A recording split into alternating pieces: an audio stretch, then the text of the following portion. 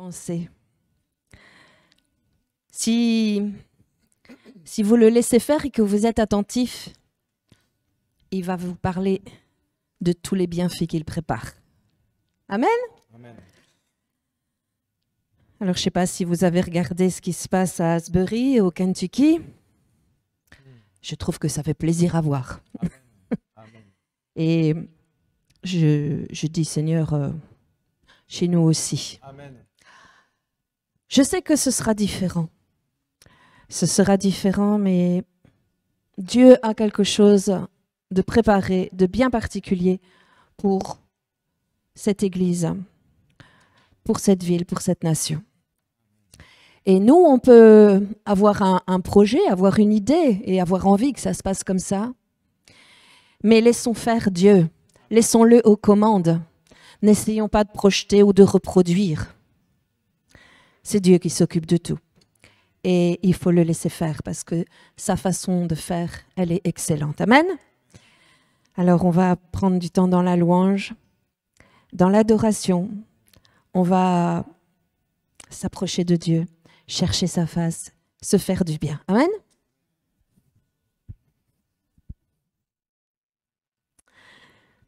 J'avais 6 ans quand j'ai chanté ce chant pour la première fois. Il a pas mal d'années, mais il est tellement beau. Rien n'est plus grand que son amour. Et quel amour! Alors normalement, j'avais demandé à Christiane de nous introduire dans le temps de Sainte-Seine, mais elle est souffrante, elle a un lumbago. Alors elle a téléphoné pour dire qu'elle était désolée. Du coup, voilà. Mais c'est pas un souci. C'est pas un souci de se souvenir de l'acte le plus puissant, de l'acte le plus aimant, le plus fort que Dieu a fait pour nous. Et j'essaye de toujours savoir un petit peu qu'est-ce qui s'est passé dans le cœur de Jésus à ce moment-là. Et c'est vrai que je me dis, qu'est-ce qu'il a pensé, qu'est-ce qu'il a ressenti, comment il pouvait être porté à ce point pour aller jusqu'au bout. Et évidemment, je ne peux voir que l'immensité de son amour. Mais il y a encore autre chose. Et je voudrais vous lire Hébreux 12, verset 2. Regardons toujours Jésus. C'est lui qui fait naître la foi et qui la rend parfaite. Il a accepté de mourir sur une croix sans avoir honte. En effet, il voyait d'avance la joie qu'il allait recevoir. Et maintenant, il est assis à la droite de Dieu. Il voyait d'avance la joie qu'il allait recevoir. Je me dis, c'est vrai, il y avait toute cette lutte, mais en même temps, il savait que si il faisait ça, qu'il allait jusqu'au bout, il allait mettre les plans de l'ennemi à zéro. En le faisant, il y avait la victoire pour nous. Et c'est là qu'était sa joie. C'est de savoir que, au travers de son sacrifice, nous, on aurait la vie éternelle. Et je crois que quand on sait qu'on va être victorieux dans un combat, dans une situation, il y a déjà une joie qui est là.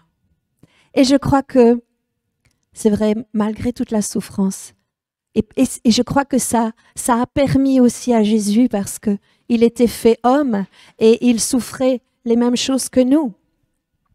Mais il y avait de se dire,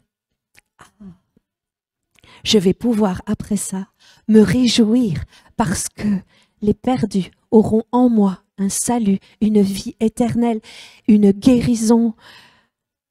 Et moi, quand j'ai réfléchi à ça, je dis, mais oui, c'est toutes ces choses-là qui l'ont porté et qui lui ont permis d'aller jusqu'au bout. Et je suis émerveillée. Je suis émerveillée de voir cette ténacité, de voir cette force. Rosemary m'a téléphoné cette semaine et elle me dit, écoute, je te téléphone parce que la vidéo de Michel, elle est sur un site. Et je dis, ah bon? Et j'ai été voir. Et j'ai réécouté. j'ai pu réécouter mon père. Et j'ai réécouté ce qu'il avait vu et comment il avait perçu la crucifixion. Et il dit à un moment, il y avait dans son regard une détermination. Déterminé, avec une force intérieure. Et ça, je pense que vous êtes animés à ce point. La joie de l'Éternel fait notre force. Et je crois que cette joie-là, qui venait de Dieu pour lui, était sa force dans ces moments-là. Même si il y avait de la souffrance, il y avait l'amour qui le portait aussi, mais il y avait tout ça. Et ça a permis que ce soit un homme déterminé qui s'offre en sacrifice pour nous. Alors voilà, je vous invite à vous lever pour partager cette sainte scène, pour considérer encore ce merveilleux cadeau et de dire, moi j'ai pas ta joie, j'ai du mal, mais je veux ta joie, Seigneur, pour être fort, pour remporter les victoires. Parce que toi, au travers de la pire des batailles, tu étais convaincu, tu étais déterminé, tu savais que tu remporterais la victoire. Tout à l'heure, quand on était dans la louange et l'adoration, à mon avis, peut-être que j'en parlerai dimanche prochain, je verrai bien la direction que le Seigneur me donne, que le Saint-Esprit me donne. Mais j'avais vraiment dans mon cœur le Seigneur qui nous disait, continuez de diminuer. Continuez de diminuer. Et ça, c'est pour que vraiment nous puissions grandir en lui, pour que nous puissions vraiment nous décharger de tout ce qu'il y a dans ce monde, parce que le Seigneur, dans sa parole, nous dit, je ne vais pas faire une prédication, mais il nous dit dans sa parole de nous attacher aux choses d'en haut.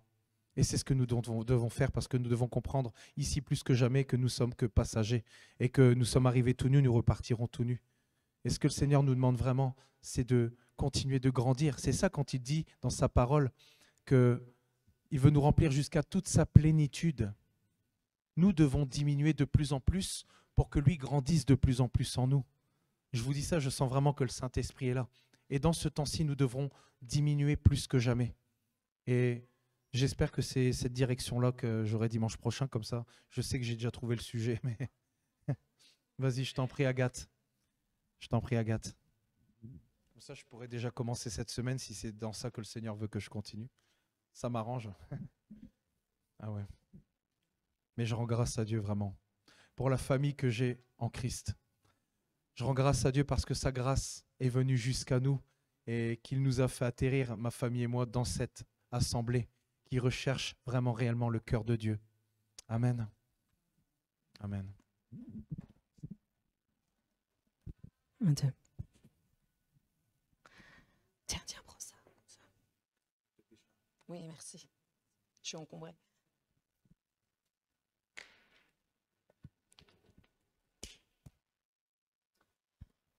Merci, Christian, de comment tu considères cette église. Mais sache que tu es un cadeau pour cette église également. Et je crois que Dieu envoie des hommes et des femmes en son temps, avec ce qu'il faut. Et tu fais partie de ces gens-là. Amen. Bien. Nous allons prendre un passage. Oh, tout d'abord, je vais saluer tout le monde. Ceux que je n'ai pas eu l'opportunité de dire bonjour en direct et à tous ceux qui nous regardent par la vidéo. Soyez bénis. Que l'Esprit Saint puisse parler à vos cœurs, vous faire entendre ce que Dieu veut vous dire. Alors, nous allons prendre le passage dans 1 Jean 5, versets 14 et 15. Vous m'excuserez, j'ai probablement une autre version, mais c'est quand même la parole de Dieu, hein. J'ai une autre version, donc parfois il y a peut-être des mots qui sont un petit peu différents. Nous avons auprès de lui cette assurance que si nous demandons quelque chose selon sa volonté, il nous écoute. Et si nous savons qu'il nous écoute, quelle que soit notre demande, nous savons que nous possédons la chose que nous lui avons demandée. Et là, le peuple dit « Amen ». On est d'accord avec ça.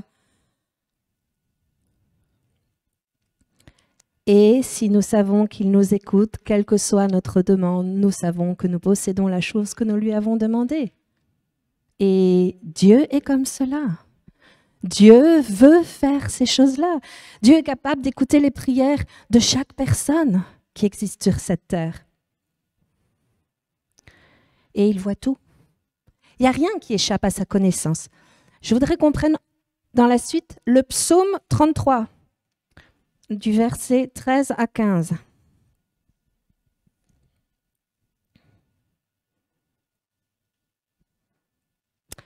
L'Éternel regarde du haut des cieux, il voit tous les fils de l'homme. Du lieu de sa demeure, il observe tous les habitants de la terre, lui qui forme leur cœur à tous, qui est attentif à toutes leurs actions.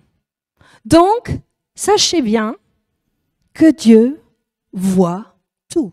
Dieu connaît tout, à tout moment. Et certains me diront, mais oui, c'est vrai ça. Si nous sommes d'accord avec ce verset, mais pourquoi alors, à un moment, Dieu n'a pas répondu? Dieu n'a pas répondu à telle personne. Dieu ne répond pas à tout le monde. Pourquoi il a ignoré tout simplement la clameur des gens? Pourquoi des prières ne sont pas exaucées par Dieu? Pourquoi dans certaines situations, Dieu ne répond pas? C'est ce que nous allons découvrir. Moi, je veux que Dieu réponde à toutes mes prières. Et je pense que Dieu veut exaucer vos prières, mais pour cela, il faut que nous mettions en œuvre certaines choses.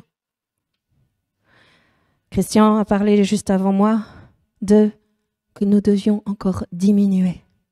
Notre nature charnelle doit encore diminuer afin qu'on ait la pleine sanctification et le plein essor de la personne de Jésus dans notre vie.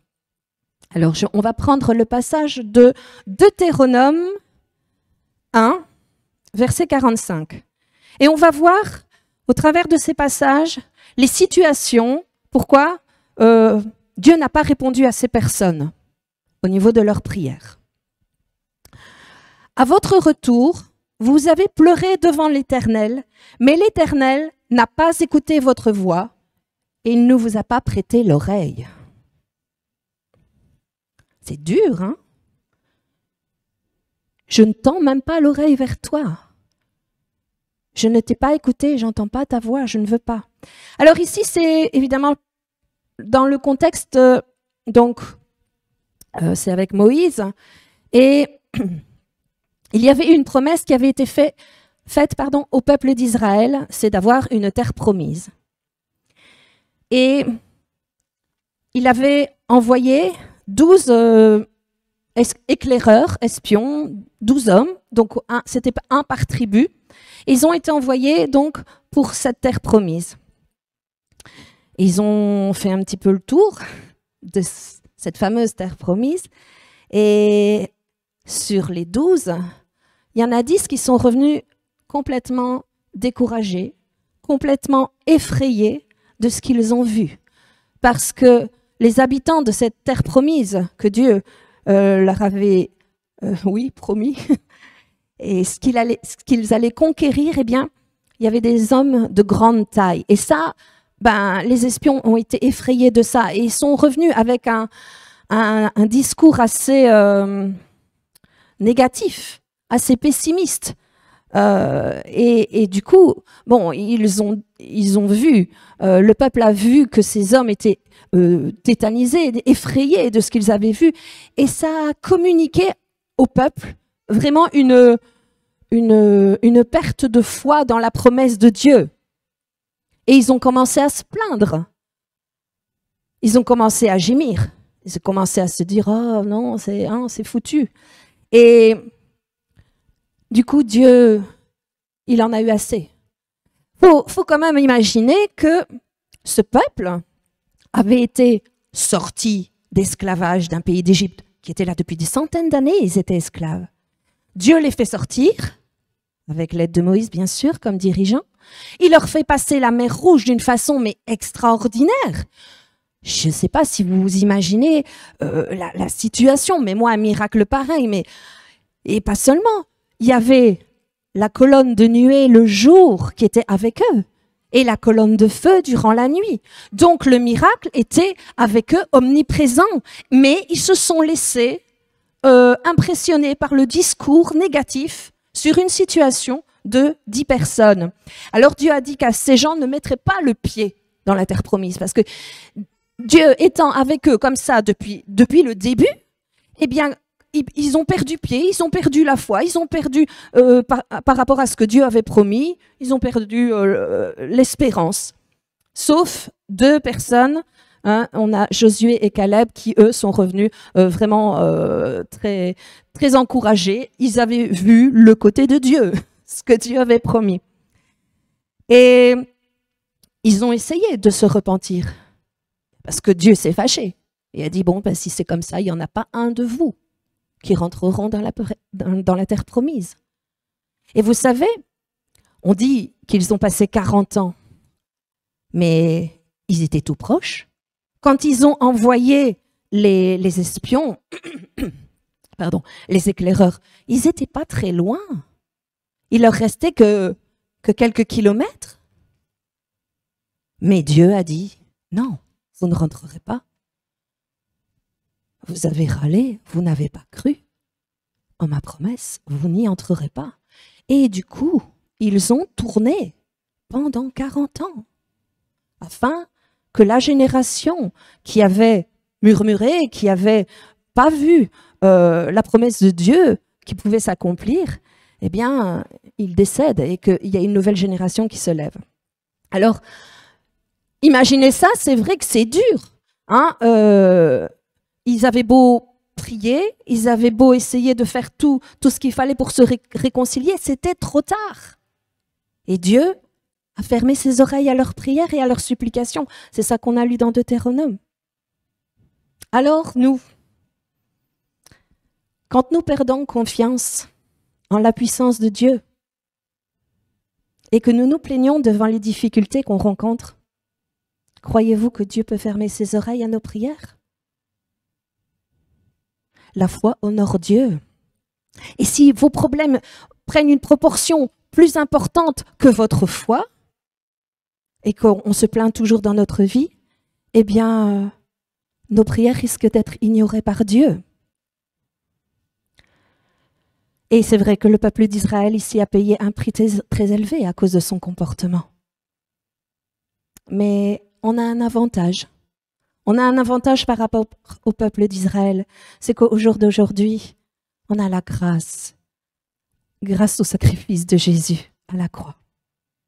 Et bien sûr, on peut faire preuve d'incrédulité devant des situations. Mais ce qui est important, c'est quoi?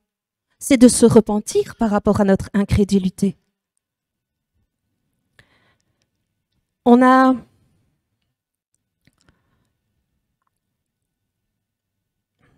à l'opposé de ça, dans Matthieu 9, versets 20 à 22, « Et voici une femme atteinte d'une perte de sang depuis 12 ans s'approcha par derrière et toucha le bord du vêtement.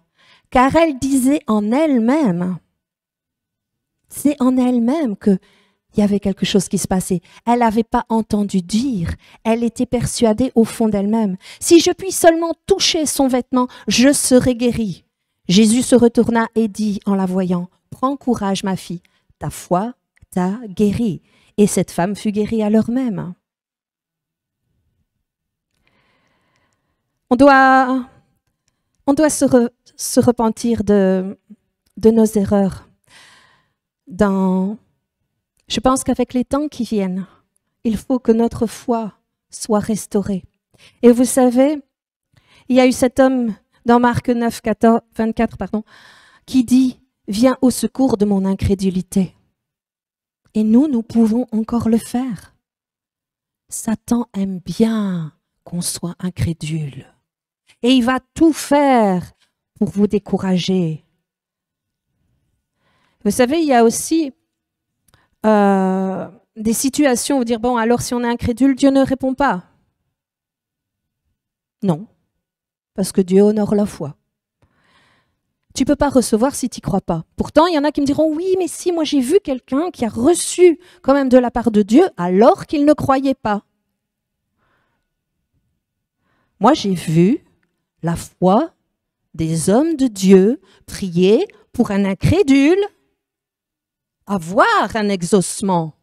Là est la différence. À ce moment-là, c'est plus la personne qui est arrivée incrédule, c'est la foi de celui qui a prié pour cette personne incrédule qui est rentrée en action. Et oui, du coup, cette personne a été bénie. Là, on est dans un autre cas de figure. Mais c'est toujours la foi qui honore Dieu et qui fait que son bras bouge. Amen.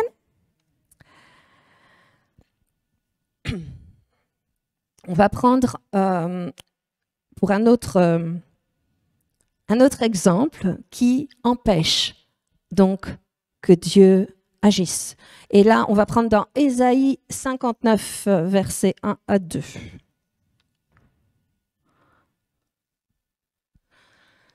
Non, le bras de l'Éternel n'est pas devenu trop court pour sauver, ni son oreille trop dure pour entendre, mais ce sont vos fautes qui ont fait séparation entre vous et votre Dieu. Ce sont vos péchés qui l'ont caché et l'ont empêché de vous écouter.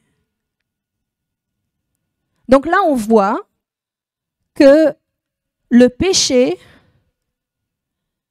du moins la repentance par rapport à une vie de péché, si elle n'est pas présente, eh bien, Dieu ne peut pas exaucer. Ici, Isaïe parle de nouveau du peuple Israël qui a un petit peu ignoré les voies de Dieu et ils ont préféré avoir une vie de péché plutôt que de rester dans la présence de Dieu.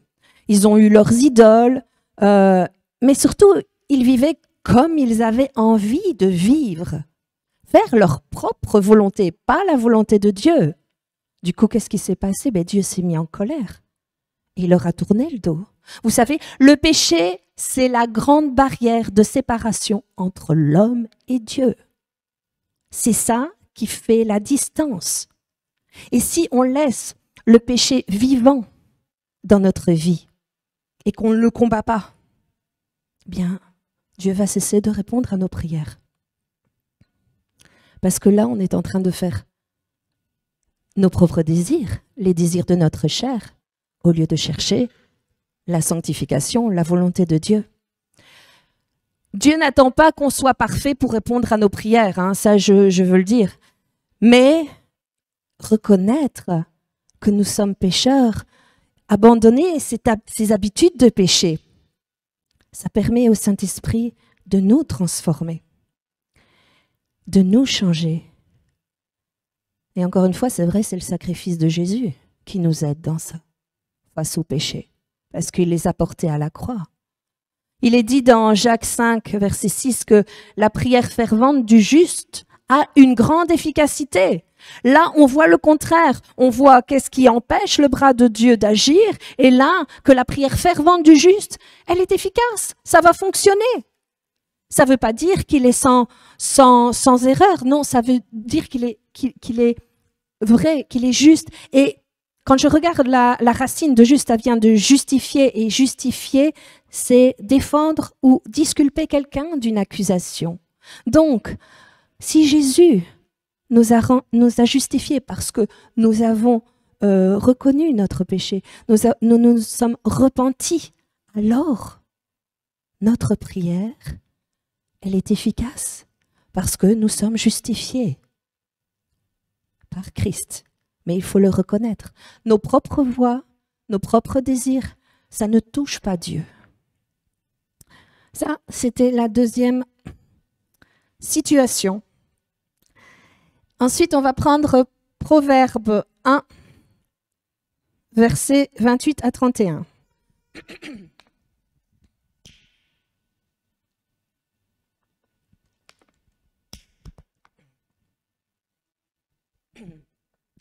Alors, ils m'appelleront et je ne répondrai pas. Ils me chercheront et ils ne me trouveront pas, parce qu'ils ont détesté la connaissance et n'ont pas choisi la crainte de l'Éternel, parce qu'ils n'ont pas accepté mes conseils et ont méprisé tous mes reproches. Ils se nourriront du fruit de leur conduite et ils se rassasieront de leurs propres conseils. Là, on a quoi? On a la situation d'une personne ou d'un cœur qui ignore ce que Dieu dit. Ici, on a Salomon qui parle et qui déclare que Dieu ne répond pas aux prières de tous ceux qui ignorent ses conseils. Salomon était quelqu'un qui cherchait le conseil auprès de Dieu. Et il avait bien compris que ceux qui méprisaient le conseil de Dieu, Dieu ne répondrait pas. Quand il n'y a plus la crainte de l'Éternel dans nos cœurs, eh bien, il n'y a plus d'exaucement. Et l'une des premières choses à faire pour être exaucé, c'est d'écouter en son cœur ce que Dieu a à te dire, mais surtout d'obéir. C'est là, on en a parlé la fois passée justement par rapport à l'obéissance, c'est là le point important. Bien sûr, Dieu dit, Dieu informe, Dieu conseille, Dieu reprend, mais si tu n'agis pas dans le sens que Dieu te demande et que tu méprises ça, eh bien, Dieu ne va pas agréer ta prière. J'aime bien, je crois que c'est Samuel Peter Schmidt qui a dit « L'obéissance est la meilleure des louanges pour Dieu ». Alors oui, c'est vrai, on peut essayer de bien chanter et tout ça, mais si tu n'obéis pas, ça n'agrée pas Dieu. Alors comment on peut entendre le conseil de Dieu et le saisir? Bien, c'est simple. Déjà, tu peux prendre ta Bible et demander au Saint-Esprit de t'éclairer afin de la méditer, de venir au culte. Peut-être qu'au travers du message de Christian ou de moi ou d'un autre, eh bien Dieu va te parler et va te donner un conseil. Dieu peut parler de tellement de manières. Il y a des gens qui se sont sentis transformés au travers d'un chant d'adoration parce que ce qui était dit dans le chant était quelque chose de puissant. Donc, Dieu fait comme il veut pour interpeller la personne. Mais obéir, c'est le plus important lorsque tu entends la voix de Dieu. Salomon finit ce proverbe en nous assurant que tous ceux qui écoutent et qui obéissent au Seigneur seront en paix sans craindre aucun mal, dans Proverbe 1,33. On va rester avec Salomon et il va nous donner encore une autre façon, une autre leçon de vie à propos de la prière. On va prendre maintenant le Proverbe 21, verset 13.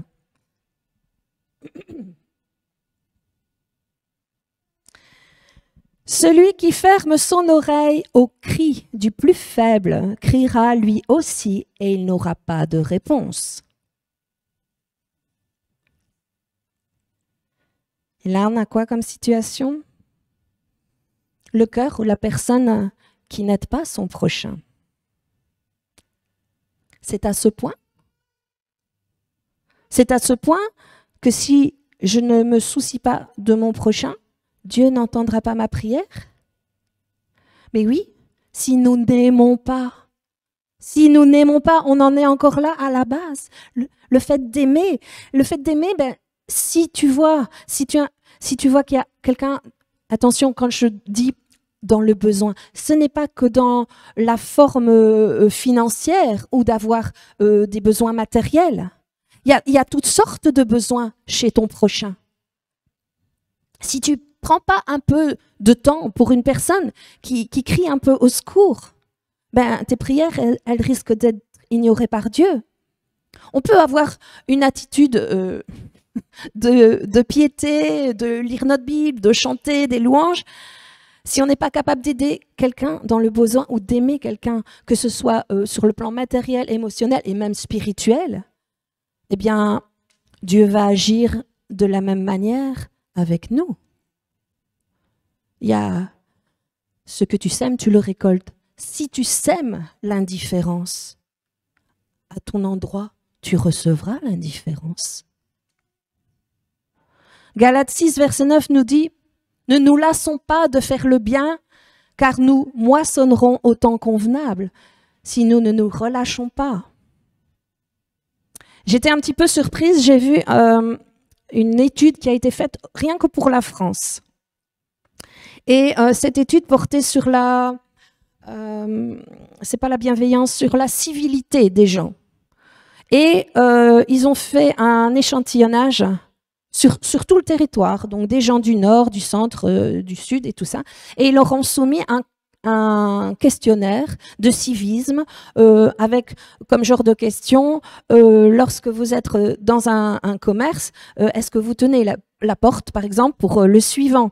Si une personne, avec ses courses, fait tomber ses oranges, est-ce que vous allez donner un coup de main pour ramasser? Enfin, il y avait plein de petites questions d'ordre, on va dire, de bienveillance. Je vois Frédéric qui me sourit parce que c'est la personne qui me tient à la porte et j'apprécie beaucoup. Mais c'est vrai, ça paraît un petit geste, mais moi je crois que si vous balancez la porte dans la figure du suivant, vous risquez de vous en prendre aussi des portes.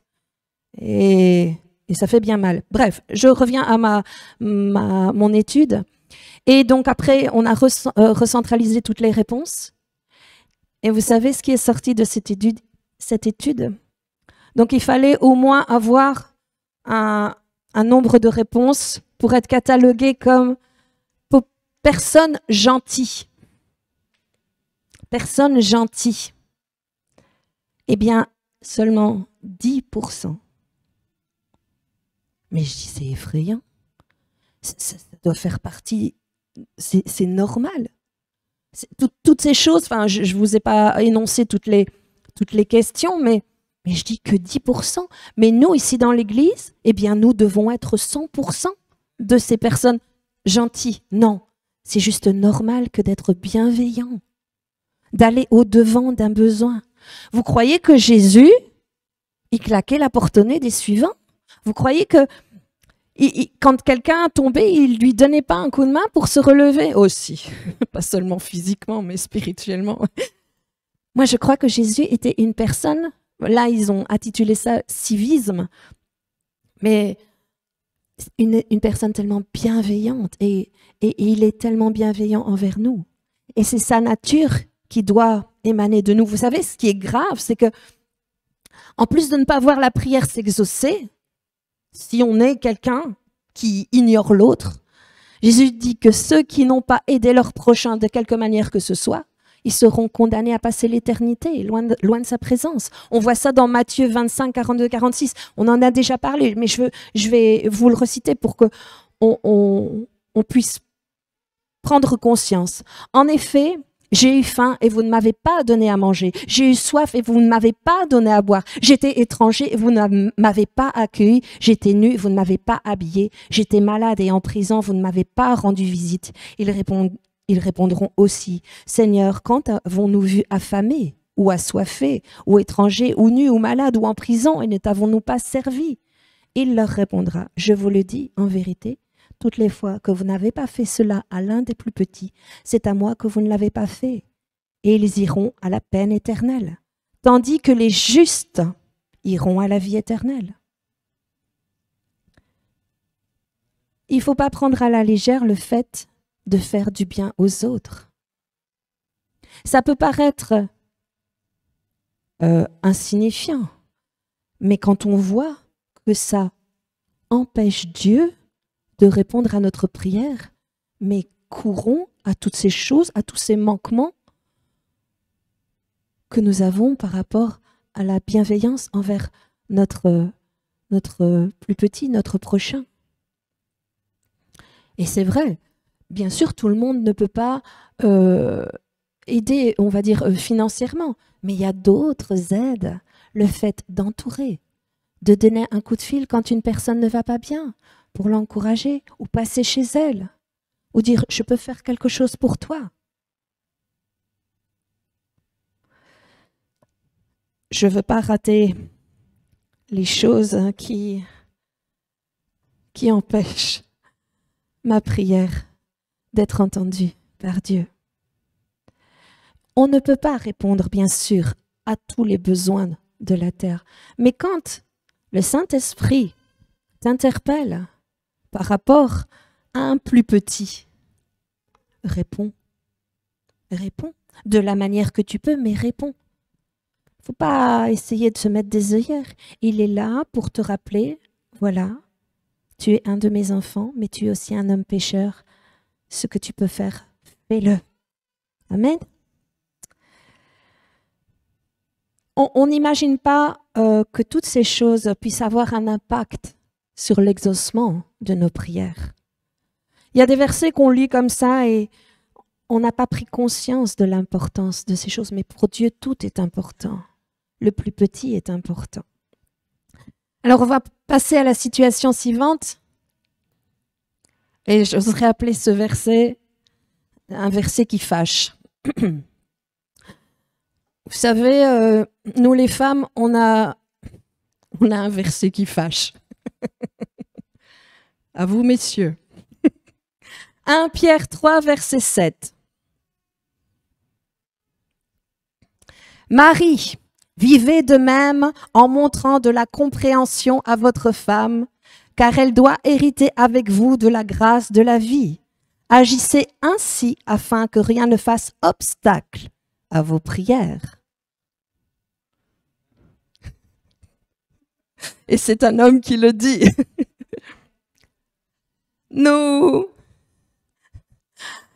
On va parler ici donc d'une situation où la personne qui n'honore pas son conjoint. Et je crois que de toute façon, c'est vrai, il est noté, Pierre a dit ici, Marie. Mais je crois que ça s'adresse aussi à l'épouse. Vous savez, ici, on parle de l'importance du couple qui doit vivre en harmonie. C'est vrai que, comme je le disais, donc ce verset s'adresse au mari, mais reconnaissons que c'est valable pour les deux. Il faut tout faire pour vivre en harmonie. Et Dieu écoutera les prières et y répondra, si c'est sa volonté, bien sûr. Mais si l'homme ou la femme, ou les deux, agissent irrespectueusement, en humiliant l'autre, eh bien, ils risquent de voir leur prière interrompue. Je parle de ça dans le sens irrespect parce que moi, j'ai vu quelque chose. Bon, c'est vrai, il y a plein de choses sur les réseaux sociaux. Et il y a un couple qui sont sur les réseaux sociaux. Et le mari, oui, je suis désolée, c'est pas axé que sur les maris. Le mari, pour faire des vues, les jeunes disent, il prank. Donc, ils font une blague tout le temps. Eh bien, il prank tout le temps son épouse, mais à tout bout de champ, avec des trucs mais stupides, tout ça pour vous faire des vues. Et cette pauvre femme, elle rentre de son travail, elle rentre le soir, et il lui fait des blagues, des pranks, mais tellement stupides. Et on la voit, elle est lassée. Elle l'aime beaucoup, mais elle est lassée parce qu'elle est là, elle rentre, et puis il y a sa maison qui est dévastée d'une certaine manière, tantôt d'une autre, et puis tout ça pour lui faire des blagues et faire des vues et voir comment elle va réagir. Mais gars, qu'est-ce que tu es en train de faire avec ta femme? Déjà, tu l'humilies publiquement en l'affichant sur les réseaux sociaux, et puis tu t'ingénies toute la journée à savoir ce que tu vas lui faire comme blague lorsqu'elle va rentrer du boulot. Mais c'est ta femme. Qu'est-ce que tu es en train de faire là? Enfin, là, je vous parle d'un exemple que j'ai vu qui m'a fait bondir, mais je me dis, mais elle bosse, elle rentre le soir, tout ce qu'elle aurait envie de trouver, je crois, c'est d'avoir un temps pour souffler, quelqu'un à qui peut-être raconter sa journée, pouvoir se décharger, quelqu'un qui prenne soin d'elle, mais pas commencer à devoir déjà voir, bien sûr, elle rentre, c'est vrai qu'elle s'énerve, c'est vrai qu'elle crie, mais c'est pas drôle. Moi, je trouve ça pas drôle. Le mariage, c'est quelque chose de sérieux devant Dieu. Et il doit être honoré et respecté de tous. Une alliance entre deux personnes, c'est quelque chose de précieux pour Dieu. Sinon, Jésus n'aurait pas pris comme image d'être l'époux et que l'Église l'épouse. Si c'est pour mettre l'autre mal à l'aise, si c'est pour l'humilier publiquement ou même tout seul, et on voit ce genre de choses. Mais sache que ta prière, elle ne sera pas entendue. Et c'est vrai que, là, on a parlé des maris, mais moi, je veux impliquer aussi les épouses, les femmes. On n'a pas à faire cela. On a « heureux ceux qui procurent la paix », il est dit dans la parole. Si tu viens et que tu viens perpétuellement mettre quelque chose dans ton couple, dans ta famille, qui va mettre, comme on dit, de l'huile sur le feu, mais non. On est des enfants qui doivent procurer la paix et de tout faire pour que dans le foyer, ce soit la paix. Je sais qu'il y a des situations parfois un peu difficiles dans le sens où il y a parfois un conjoint qui n'est pas converti. Et c'est vrai que c'est une situation qui est un peu plus délicate, mais je voudrais quand même vous lire que dans 1 Corinthiens 7, verset 14, il est dit « En effet, le mari non croyant bénéficie de la sainteté de sa femme, et la femme non croyante bénéficie de la sainteté de son mari. »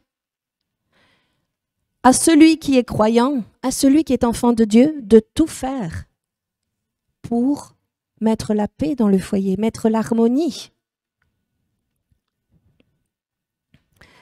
Tout ça, c'est bon pour la relation au niveau du couple, au niveau de la famille, mais c'est aussi quelque chose de fondamental pour la vie spirituelle. Je voudrais étendre ce passage, c'est vrai que là, on conseille aux maris, mais moi je conseille aux épouses, mais il y a aussi des enfants dans des familles. Et on peut aussi humilier les enfants. Bon, les enfants nous humilient aussi, hein, mais nous, en tant que parents, en tant que leur autorité, déjà nous devons leur pardonner, mais nous devons faire tout pour ne pas susciter en eux de la colère, de les rabaisser, de les humilier. On voit ça souvent. On voit des pères ou des mères qui disent à leurs enfants qu'ils sont bons à rien. Alors, même si c'est sous l'effet de la colère, c'est pas quelque chose à dire, parce que crois-moi que si tu pries après, Dieu va pas écouter. On va voir maintenant Ésaïe 1, versets 11 à 15.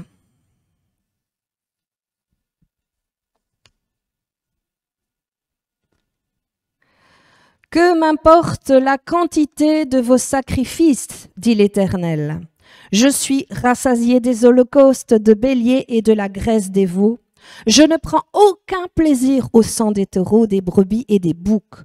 Quand vous venez vous présenter devant moi, qui vous demande de piétiner ainsi mes parvis? Cessez d'apporter des offrandes illusoires. J'ai horreur de l'encens, des débuts de mois, des sabbats et des convocations aux réunions. Je ne supporte pas de voir l'injustice associée aux célébrations.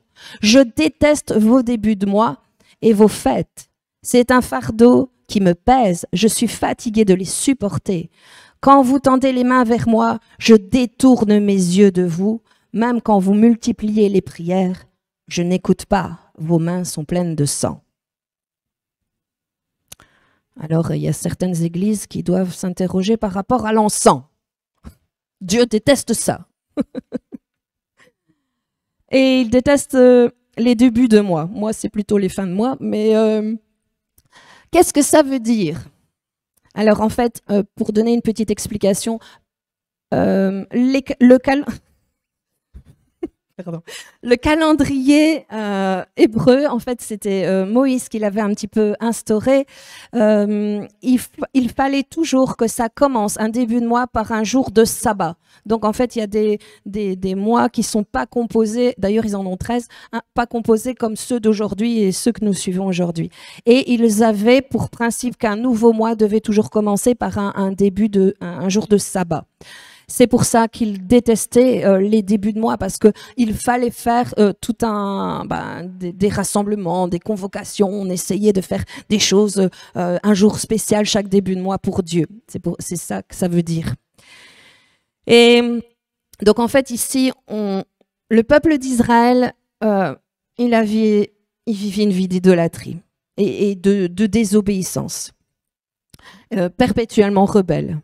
Mais il savait quand même que Dieu était Dieu et que c'était important. Alors, il faisait, pour essayer d'attirer son pardon, un tas de sacrifices d'animaux, ils brûlaient de l'encens, ils organisaient des grands événements. Mais ça ne les empêchait pas de continuer leur vie de péché. Alors, Dieu s'est mis en colère parce qu'il disait, ça c'est de l'hypocrisie. Et je vais rejeter leurs offrandes. Moi, c'est pas ça que j'attends d'eux. Et Dieu n'écouta pas leur prière, même si elle était multipliée. J'ai envie de vous dire, vous pouvez être sûr qu'encore aujourd'hui, Dieu ignore la prière des personnes hypocrites. Et il n'écoute pas la prière de ceux qui se disent chrétiens, mais qui sont en fait des religieux. Ils vivent avec des apparences. Ils prient tout haut. Il y en a même qui font la charité. Mais c'est juste comme pour impressionner leur entourage. Il y a même des prédicateurs qui parlent des valeurs du royaume de Dieu, mais ils ne l'appliquent pas à leur vie. Et on justifie parfois cette attitude. J'ai vu un témoignage d'un jeune, et je voudrais vous le raconter parce que c'est tout frais. Et ce jeune racontait qu'il s'était converti, et il a vraiment été touché par le Seigneur. Et comme bon, il aimait bien parler, et puis il y avait quelque chose dans son tempérament, il dit j'ai étudié ma Bible, mais en concentrant mon intérêt pour la parole sur tous les versets qui me permettraient de contrecarrer ceux qui me disaient les choses contre la vérité de Dieu. Et en fait, il aimait bien aller à la confrontation avec des musulmans, avec des gens qui se disaient non chrétiens, et il essayait de leur prouver par A plus B en leur assénant une tonne de versets, mais il y avait quelque chose d'incisif dans sa façon de faire. Et il avait perdu son travail, et il priait pour avoir un nouveau job, et parce qu'il commençait à être sérieusement à découvert. Et il continuait dans sa parole. Donc c'était quelqu'un qui priait, qui lisait la parole, qui allait au culte, mais son cœur était toujours pour « Ah, je vais te faire voir comment est mon Dieu et tout ». En ça, on va dire, c'est OK. Et puis, il dit, au bout d'un moment, je me suis rendu compte que rien ne changeait. Ma situation ne changeait pas, mon découvert descendait encore. Et je me suis dit, mais là, il y a quelque chose qui ne va pas. Seigneur, qu'est-ce qui se passe? J'essaye de parler ta parole, je vais dans les rues, je vais au-devant des gens. Et le Seigneur dit, mais je ne t'ai pas demandé de faire ça. Est-ce que tu leur parles de mon amour? Est-ce que tu leur parles de qui je suis? Ou c'est juste toi qui veux avoir raison devant eux? De prime abord, ça semble à un chrétien fervent, engagé, qui n'ose pas, qui n'a pas peur d'aller au-devant de la confrontation. Mais il n'est pas en train de faire ce que Dieu lui a demandé. Et il s'est repenti. Il s'est repenti et il a dit, oui, non, Seigneur, c'est pas ce que tu m'as demandé. Et il a changé sa façon de lire la parole, sa façon de se comporter, sa façon de parler. Et quelque temps après, sa maman l'appelle, dit, écoute, voilà, j'ai eu en ligne une personne qui travaille dans telle entreprise, voilà, il cherche quelqu'un, vas-y, va te présenter. C'est pour un remplacement, c'est que 2 semaines, mais c'est toujours à prendre. Du coup, il a foncé, il est allé se présenter. Et il dit, bon, j'ai fait mes 2 semaines, mais après, il y a eu des départs en congé, donc ça a été prolongé. Et il dit, et il y a des malades, donc ça a été prolongé. Et il dit, et ici, je suis prolongé jusqu'au mois d'avril 2023. J'attends de voir la suite pour ce gars. Moi, je crois que s'il a compris quelque chose, Dieu va le bénir. Et ça, c'est important. Amen. Nous ne devons pas prétendre être quelqu'un que nous ne sommes pas.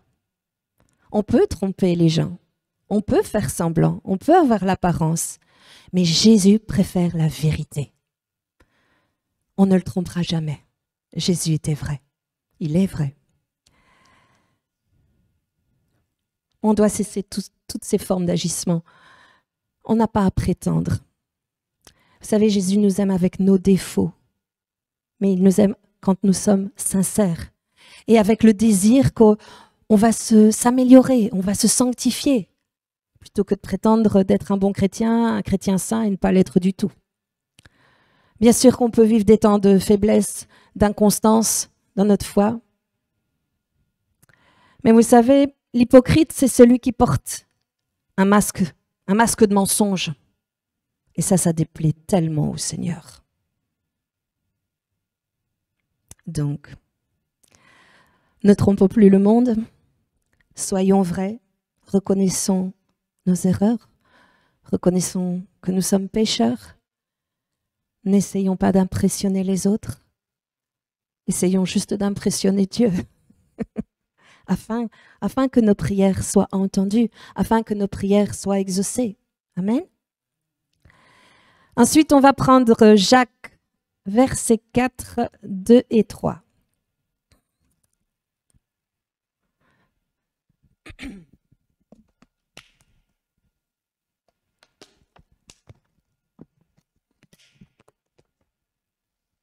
Vous désirez et vous ne possédez pas. Vous êtes meurtrier et jaloux et vous ne pouvez rien obtenir. Vous avez des luttes et des conflits. Vous ne possédez pas parce que vous ne demandez pas.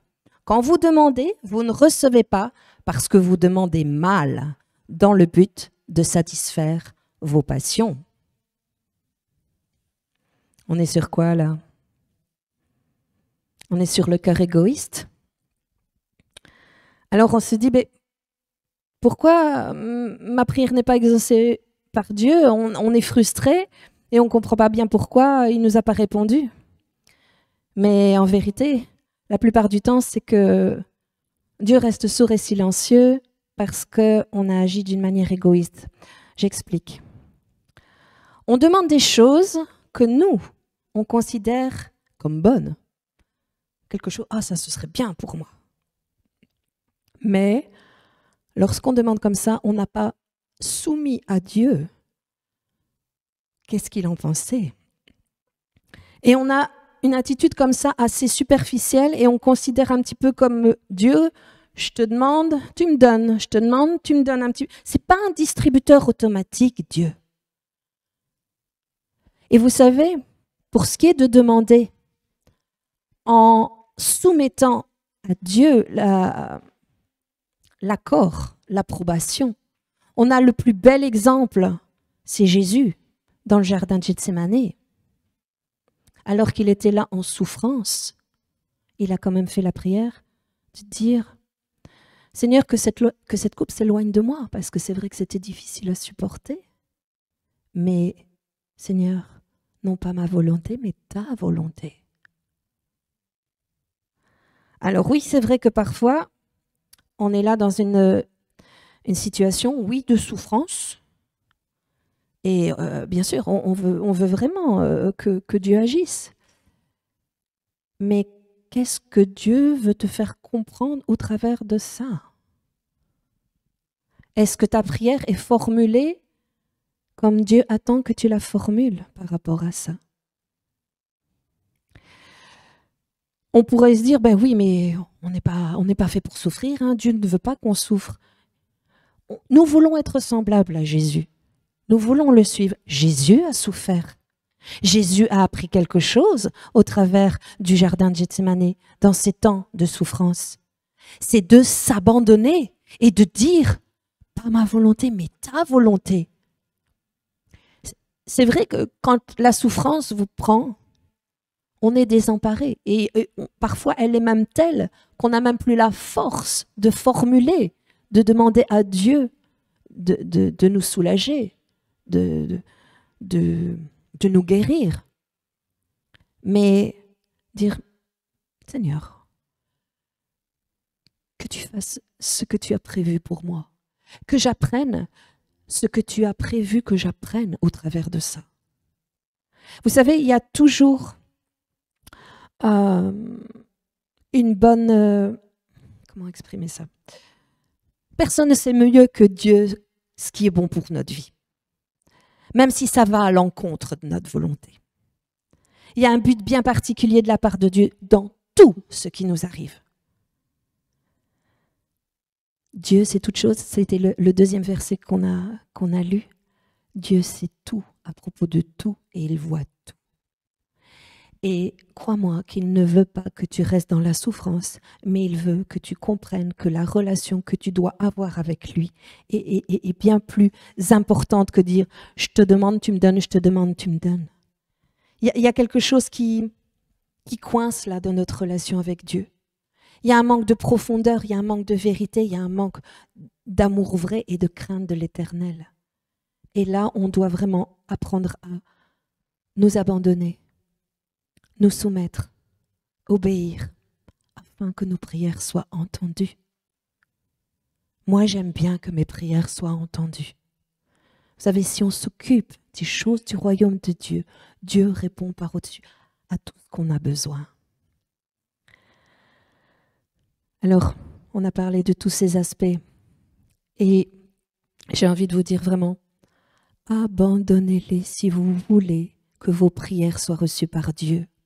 Que toutes ces choses qui empêchent ou entravent notre communion, notre relation avec le Seigneur, soient dégagées de nos vies. Si on fait ces choses-là, notre vie spirituelle sera transformée. Et croyez-moi, Dieu répondra à nos prières. Et toujours au bon moment.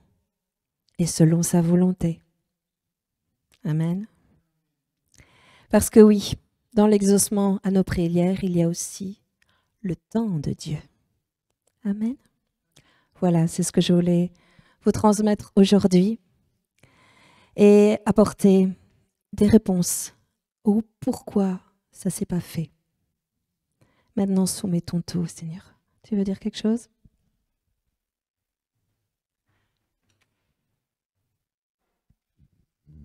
Moi, j'aime bien ce qui a été apporté aujourd'hui parce que dans une situation, je vais reparler de la situation avec la Mini, dans une situation pas récente, ici, il y a peut-être un ou 2 mois, voilà, parce que je voulais faire plaisir, que j'aime ma femme, tout ça.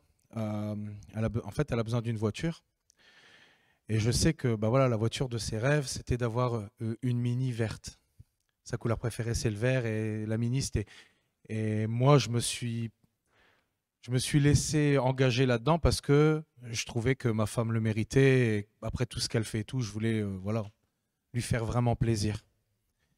Mais j'avais passé outre. Des fois, on est dans des situations où on veut tellement la chose qu'on se dit, bon, on met pas Dieu de côté, mais on met des œillères un petit peu. Et je m'étais engagé. C'est vrai qu'à un moment donné, donc on parlait avec le commercial et tout, on était vraiment à 2 doigts. Hein. Et là, il y a Amandine qui la voulait vraiment, qui la voulait vraiment, qui la voulait vraiment. Et moi, après une réunion, il y a 2 semaines, on parlait de l'obéissance. Et on est sorti de la réunion du lundi, je me suis dit, Seigneur, c'est vrai que j'avais cette conviction que ce que j'allais faire, c'était pas la volonté de Dieu. Parce que c'était encore du bling-bling, même si c'était pour lui faire plaisir, c'était vraiment quelque chose de cher et voilà, je voulais faire plaisir, quoi. Moi, je voyais que ma satisfaction. Et à un moment donné, je disais, Seigneur, parce qu'elle la voulait vraiment, je dis, Seigneur, je ne veux plus acheter cette voiture, mais maintenant que je me suis engagé, je ne veux rien dire. Je veux que si jamais nous ne devons pas l'avoir, je veux que ce soit ma femme qui revienne vers moi. Et tu veux le dire ? Et ouais, c'est ça. Parce qu'elle était dans cette situation-là. Et je lui ai dit, voilà, j'ai dit au Seigneur, j'ai dit vraiment, si ça ne doit pas se faire, je veux que tu interviennes auprès de ma femme et qu'elle me dise qu'elle ne la veut plus parce que voilà, c'est ce que comme je pensais juste avant de... Vous m'avez compris. Hein. Je la voulais vraiment, comme tout le monde a pu comprendre. Et c'est vrai que je lisais Matthieu. Je pense que c'est dans Matthieu, j'espère que je ne me trompe pas. Et ça disait, là où est ton trésor, là est ton cœur. Et d'un coup, vraiment, j'ai senti que c'était pas du tout en accord avec Dieu, le fait d'avoir cette voiture. Et je suis pas quelqu'un de matérialiste, pas du tout, du tout, du tout. Mais c'est vrai que voilà, de temps en temps, on aime des choses matérielles. Ouais, voilà, c'était mon rêve. Et puis je dis non, non, parce que je sentais vraiment que voilà, non, c'était pas, elle était pas pour moi. Et Chris, il m'appelle à ce moment-là et je lui ai dit, tu sais, je lui ai ressorti ce verset et je pense pas que ce soit la volonté de Dieu que j'ai cette voiture. Donc après, du coup, il m'a parlé de ce qu'il vient de vous parler. Et voilà, du coup, j'ai toujours pas de voiture. Mais non, mais du coup, voilà. On a fait ce que Dieu, je pense, voulait de nous. C'est ça, on a obéi et on parle aussi, moi je parlais dans le sens aussi où quand on veut quelque chose et qu'on peut l'avoir, même si on peut l'avoir, est-ce que on doit interroger Dieu aussi dans ces choses-là? Et d'avoir eu ces convictions et c'est aussi, je trouve quelque chose d'extraordinaire parce que moi ça me fait grandir dans la foi, ça me fait grandir un peu plus. Et on doit vraiment rester dans l'obéissance à Dieu et de prier, comme l'a dit Agathe tout à l'heure, de vraiment prier selon son cœur et selon sa volonté. Il ne faut pas que ce soit vraiment une forme d'égoïsme ou autre. Donc je trouvais ça intéressant d'amener ce petit témoignage pour justement montrer un peu l'exercice. Donc voilà, on vous souhaite vraiment un bon dimanche et on s'adresse à tous ceux aussi qui nous suivent sur YouTube et ailleurs, de continuer vraiment de persévérer et de vraiment prier selon le cœur de Dieu, parce qu'à ce moment-là, il va nous exaucer. Amen. Amen.